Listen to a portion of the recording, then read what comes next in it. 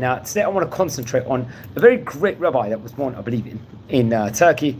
It's reported or chronicled that his Hilula is the 27th of Tammuz.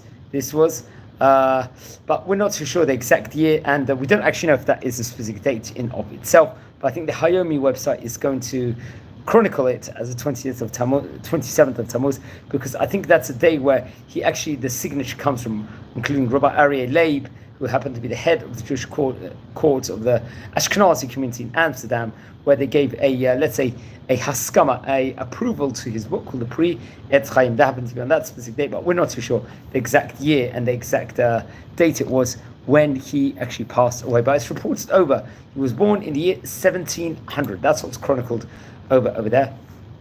And he would go on to become a great rabbi and Shochet the Rabbanan. Naturally, as we just mentioned a minute ago, he became the author of the Pri Et Chaim. Now, he was born in an area called Kushta. It's in Turkey. Area we've spoken about on many occasions before. Constantinople over there, Istanbul in modern day. And he would grow up under great Torah auspices, especially through Rav Moshe HaKohen, who was a great rabbi of that specific vicinity, respectively.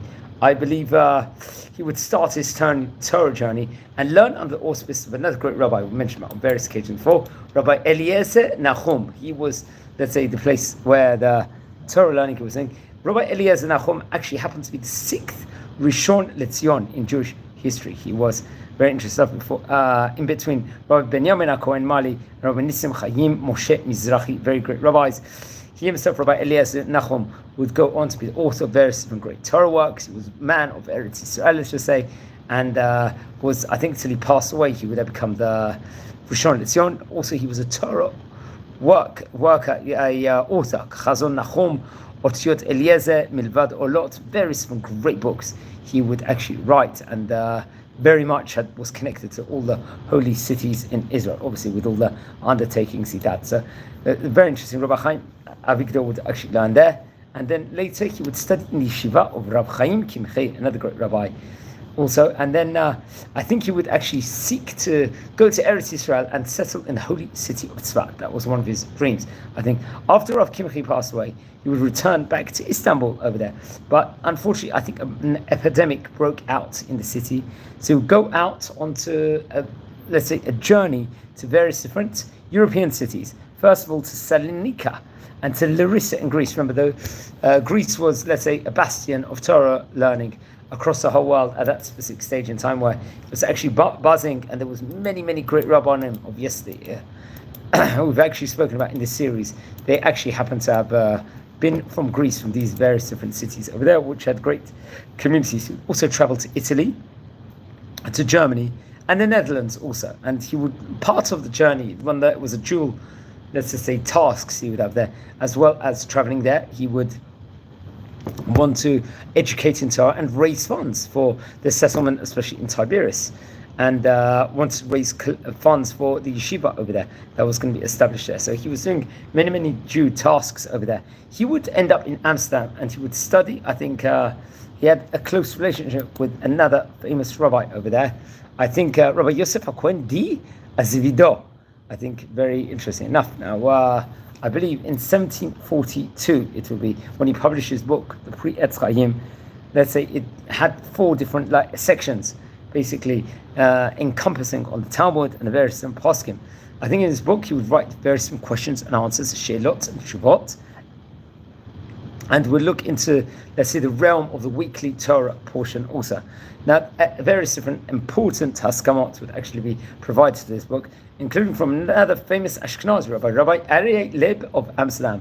He was one of the prominent rabbis and a scholar, one of the great Ashkenazi rabbis, let's just say, of his day, without a doubt. And he would give a haskama, an endorsement for his book. Now, later on, I think in that specific year, he would go on to immigrate to Tiberias to join, let's say, the Chabora, the circle of Rabbi Haim Avigdor in the city's Jewish development, and would actually travel once again, to Italy as Shochet the Rabbanan. Remember, Rabbi Haim Avigdor was one of the great rabbis of the land of Israel, innovator of, like, let's just say, the city of Tiberias, the holy city of Tiberias. He would do various undertakings over there and had various different main roles. He actually passed away himself in the year 1744, so he was a very great rabbi, and we recorded a video within regards to him.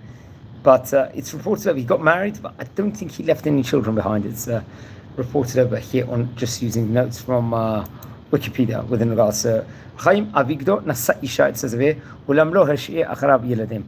Okay, so but he definitely left a legacy behind. That is without that we have to must mention that because he was a very, very great rabbi of his time. We can add on a few more things within regards to him. He was, if I'm not mistaken, he as I said before, he would grow up under the auspices of Rabbi Moshe Cohen, who was the author. He himself happened to be the author of the Kunat Olam and was the son-in-law of Rabbi Shmuel Primo, if I'm not mistaken.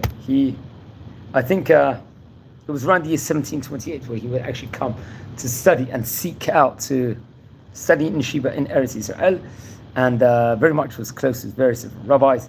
I think he was close to Rabbi Abraham Musfia, if I'm not mistaken, and would actually stay in his specific vicinity in of itself over there also at one stage in time. So there's various, okay, so that's very, very interesting. And I think his book of the Pri Ha'etz was on Maimonides and was published in Amsterdam.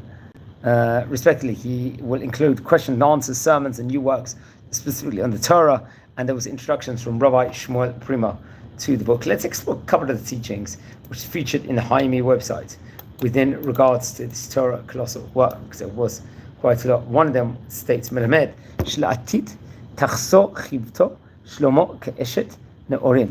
This is, I think, coming from the pre-Etz Chaim. I think Parshat Zot HaBracha on Ayin Aleph Daf, the page over there.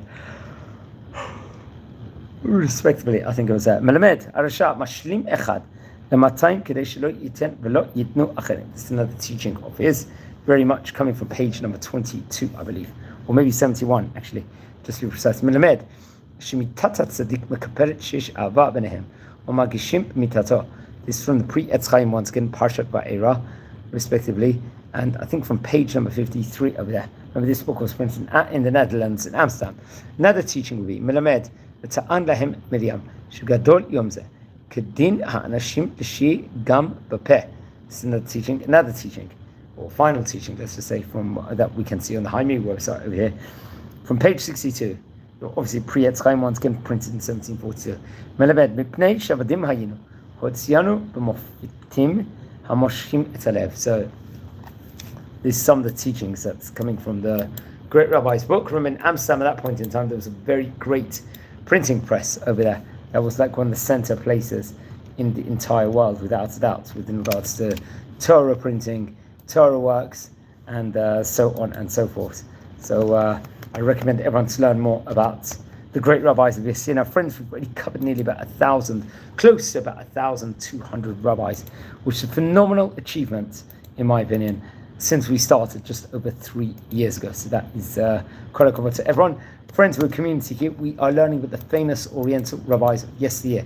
If you descend from any of the great Chachamim we are speaking about, please send me an email. I would love to hear more information on the great Chachamim. And another thing, if you feel anyone is interested in watching any of these videos, please share these videos also to other people. That's the best way of helping the channel grow from strength to strength. And wishing you all a great day. And if you just look at the playlist, you'll see the entire list of different rabbis we featured. Other things we do on this series, we said before, we do a Daf Yomi tidbit video every single day. We're on Parshat Shvuah during the, let's just say, on a weekly basis. We speak about various other current events on this channel. We're not shy to do it. And we do short tours of all over Israel. We try to do it usually on the more religious parts of Israel. That's what we do. So on that note, wishing you a great day. Take care and thanks.